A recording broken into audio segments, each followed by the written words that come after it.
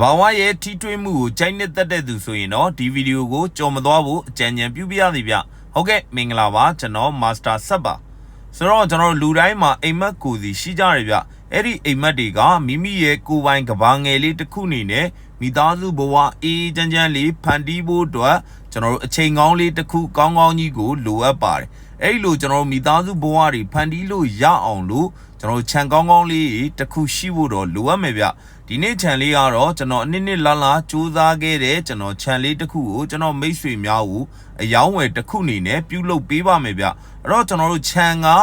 ပြုံးလင်မျိုးရဲ့ကျွန်တော်ပိတ်ချင်းမြောင်ကိုသွားမယ်ဆိုရင်ကျွန်တော်ပိတ်ချင်းမြောင်ရေတကွန်လှိုင်ကူကိုမရောက်ခင်ကျွန်တော်လမ်းမကြီးပေါ်မှာရှိနေတော့3ဧကအကျယ်ဝန်းမြေကွက်လေးတစ်ကွက်ပါပဲဗျအဲ့ဒီမြေကွက်ထဲမှာကျွန်တော်အနေနဲ့စိုက်ပျိုးရေးအနေနဲ့ကျွန်တော်အပင်ကြီးဝါးကြီးတွေအရေးအာဝါဒတွေအလှပန်းပင်တွေတီးပင်စားပင်တွေကိုအပြေးဝါစိုက်ပျိုးပေးထားရဗျနောက်လူတွက်ကတော့အစင်သင့်တန်းပြီးတော့မှအစင်သင့်ကျွန်တော်တို့အနားယူအပန်းဖြေလူရအောင်ကိုကျွန်တော်အနေနဲ့ဖန်တီးပေးထားပါတယ်ဗျအဲ့တော့ကျွန်တော်ဒီခြံကခေါ်ထားတဲ့ဈေးနှုန်းအနေနဲ့က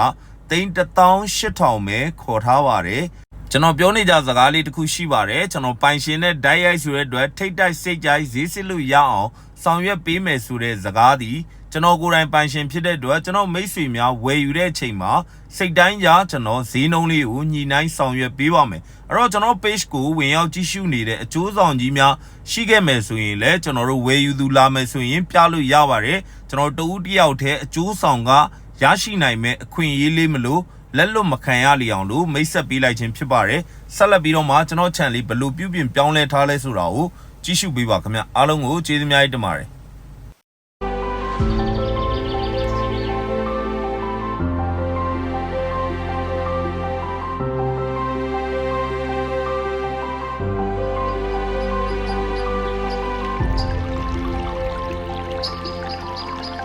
Thank you.